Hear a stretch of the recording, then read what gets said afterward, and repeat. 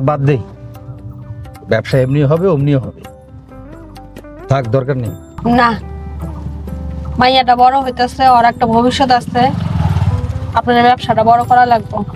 তাইলে এক কাজ করি, আমার কাছে তো 7-8 হাজার টাকা আছে, রফিক ভাইয়ের দোকান থেকে একটা পুরাতন ফ্রিজ নিয়ে নিই। না, আপনার পুরাতন ফ্রিজ নিতে দেবো না, চলেন তো আপনি।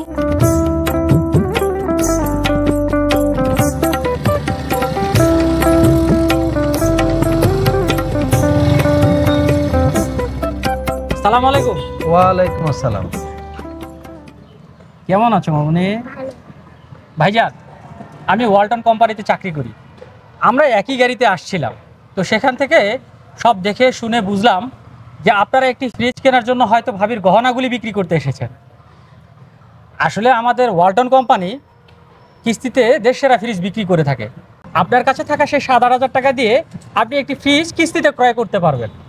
সেই সাথে আমাদের কোম্পানিতে একটি প্রোগ্রাম চলছে, যদি ভাগ্য ভালো থাকে আপনি 10 লক্ষ টাকাও পেয়ে যেতে পারেন।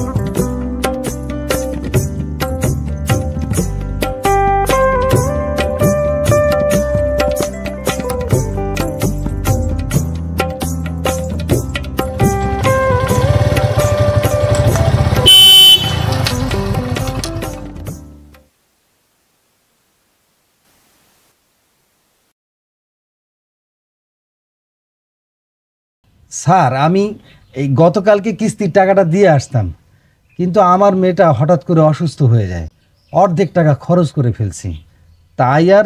অসুবিধা নাই, আমরা আপনার মেয়ের অসুস্থতার খবর পেয়েই দেখতে এসেছি। এই দেন। সুমাইয়ার আম্মা, স্যারদের বসতে দাও, বসতে দাও। আরে শক্ত চেয়ার কেন, আরে নরম চেয়ার দাও।